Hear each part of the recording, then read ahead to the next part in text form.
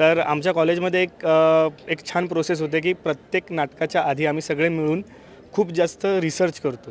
की आधी सुरुवातीपासूनच आम्ही असं होतो की नाही इकडे आलो आहे ना तर एवढ्या लांबून आलो तर खूप चांगलाच प्रयोग करायचा सेलिब्रेट करायचा आहे हेच ठरवून आलेलो आम्ही.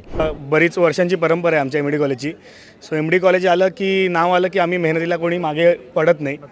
सो त्यामुळे कितीही सेट असू देत आमची मुलं करतात, याचा आम्हाला दिग्दर्शक आणि लेखक म्हणून आम्हाला विश्वास असतो. म्हणजे दिवसाची सुरुवात यापेक्षा सुंदर काय असावी, तर दिवसाची सुरुवात यापेक्षा भारी काय असावी असं बोलायला हरकत नाही. ज्या ब्रह्मदेवाने सृष्टी बनवली त्याच ब्रह्मदेवाने वर्ण भेद वगैरे या सगळ्या गोष्टी बनवल्या की नाही बनवल्या ते आज देखत कोणालाच माहिती नाही.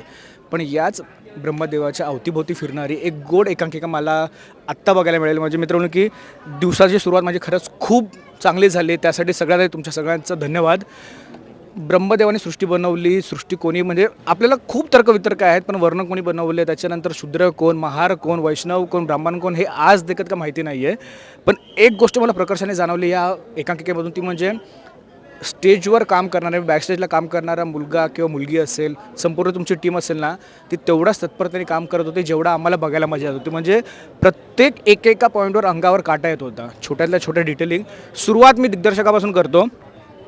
वेळा विचार कसा येतो डोक्यामध्ये, कारण का ना असा विचार एकांकिकेमार्फत आमच्यासमोर ठेवणं, प्रेक्षकांसमोर ठेवलं, त्यालासुद्धा खूप जास्त प्रमाणात ताकद लागते, त्यातल्या त्यात खूप गस्ट लागतात.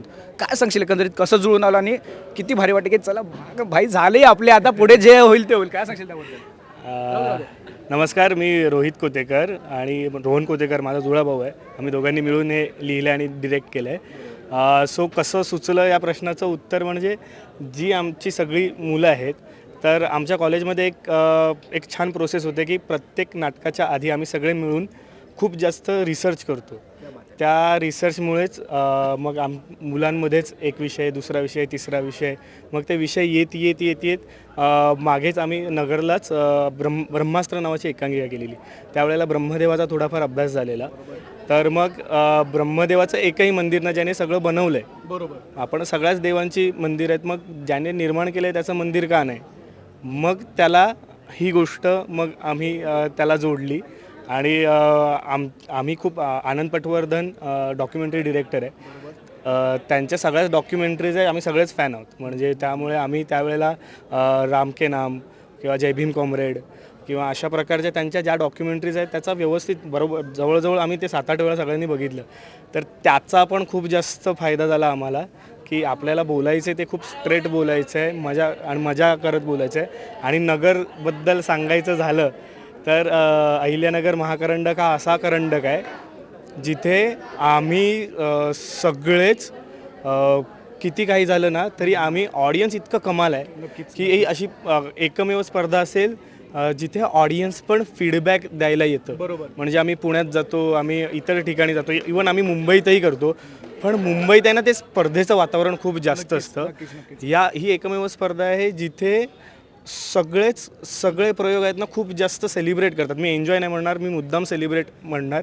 आणि ते सेलिब्रेशन नगरची जी माणसं करतात त्यासाठीच आम्ही दरवर्षी येतो. आणि खरं तर फिरोदिया सर आणि बाकी सगळीच टीम यांचं खरंच मनापासून धन्यवाद, कारण एवढी मोठी कॉम्पिटिशन स्पर्धा एकांकिका लेवलला भरवणं. माझ्यामध्ये मोठमोठे अवॉर्ड शोज जे होतात, सिनियर्स अवॉर्ड्स वगैरे त्याच्या लेवलचं किंबहुना त्याच्यापेक्षा जास्त एखादा एकांकिका करणारा माणूस पण इथे येऊन ना अरे मला हे पाहिजे, मला ती ट्रॉफी पाहिजे किंवा मला इथे प्रयोग करायचा आहे, हे सगळं होतं. त्यामुळे तुमच्या सगळ्यांचंच खूप मनापासून धन्यवाद आणि कौतुक आहे. मला ना हे दिग्दर्शक लोकांचं भयंकर आवडतं. म्हणजे प्रश्न जरी विचारला ना त्याचं उत्तर एवढ्या सुंदर पद्धतीने देतात ना, फुल माल मसाला लावून. पर्सनली मी मुंबईचा आहे, मुंबईकर, आणि आपलं ना असं मला जरा खूप बरं वाटलं की चला बाबा मुंबईची एकांकिका येते, एम डी कॉलेजची एकांकिका येते. मला गौतमकडे यायला आवडेल. एक रिबेलपणा सुरुवातीपासूनच दिसत गेला एकांकिकेमध्ये. एक सगळ्यात मला आवडली डिटेलिंग म्हणजे जेव्हा तुमच्या हातामध्ये पाणी नसताना तेव्हा तुमच्या हातामध्ये फक्त आणि फक्त काठीच असते, आणि जेव्हा पाणी येतं तेव्हा त्या काठीला वरती कुऱ्हाड येते, त्या काठीला नंतर धारदार शस्त्रसुद्धा येतात. ती एक डिटेलिंग मला खरंच खूप आवडली.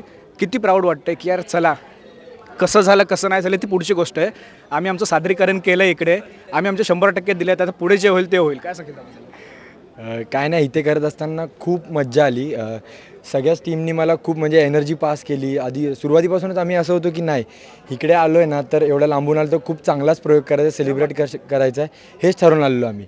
म्हणून सगळ्या टीमनी मला साथ दिली आणि मी पण तेवढंच प्रयत्न केला की चांगलं करण्याचा. ते झालंही माहीत नाही, पण आम्ही प्रयत्न खूप केले. नाही कारण प्रत्येक व्यक्ती म्हणजे आम्ही ऑडियन्समध्ये बसलेलो असतो ना, तेव्हा काही काही एकेकांना खरंच खूप चांगल्या दिसतात, ज्या बघायला मिळतात. काही काहींचं प्रकाश योजना वगैरे खूप चांगली असते, पण ब्रह्मपुरा मला पर्सनली आवडली. का कारण का मला त्यातली एकूण एक छोट्यातली छोटी डिटेल्स आवडली.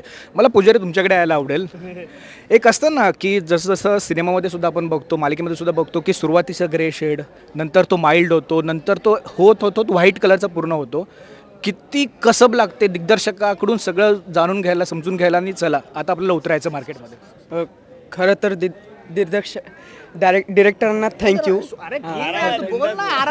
खरं तर आपण गप्पा मारतो असं बोल. दादाला थँक्यू, कारण की त्यांनी ज्या पद्धतीने सगळं समजवलं प्रत्येक क्षणी की हे असं कर, ते तसं कर, हे तर त्याच्याकडनं जे कॅरेक्टर मला मिळाले ते मी फक्त प्रदर्शित केलं आणि त्यासाठी थँक्यू. क्या बात आहे. हे दिग्दर्शकाचं कौतुक आहे की दिग्दर्शकाची भीती वा तेवढा बोलायचा दादासाठी वगैरे असं तुर्तास. आदरयुक्त भीती आहे. कारण का ना 2 ते 3 दिवस मी बघतोय, एवढी मोठी टीम मी बघत नाहीये.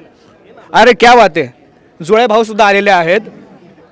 आताच आम्ही गप्पा मारल्या, तुझ्यासोबत बोलायला सुद्धा आवडेल. किती कष्ट लागतात दिग्दर्शक बोलण्यापेक्षा एका प्रेक्षकाला एवढी सगळी टीम सांभाळून. जेव्हा बॅकस्टेजच्या मागे असतो किंवा जेव्हा आपण आपलीच एकांकिका बघत असतो, मनामध्ये भीती धाकधूक असते किंवा विश्वास आहे की माझी पोरं चांगलं करणार आहेत. काय सांगितलं? आणि मुळात बरीच वर्षांची परंपरा आहे आमच्या एम डी कॉलेजची. सो एम डी कॉलेज आलं की नाव आलं की आम्ही मेहनतीला कोणी मागे पडत नाही. सो त्यामुळे कितीही सेट असू देत आमची मुलं करतात, याचा आम्हाला दिग्दर्शक आणि लेखक म्हणून आम्हाला विश्वास असतो. म्हणजे मुंबईत बऱ्याच दिग्दर्शकांचं स्वप्न आहे की एम डी कॉलेज डिरेक्ट करायला मिळावं. का तर ते दिग्दर्शक लेखकाचं किंवा इतर सिनियर्सचं काही कौतुक नाही.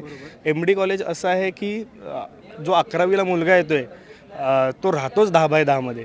वा.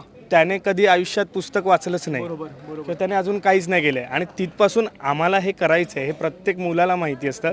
त्यामुळे ते मुलं आपोआप म्हणजे त्यांना सांगावं नाही लागत की तुम्हाला मेहनत घ्यायची आहे.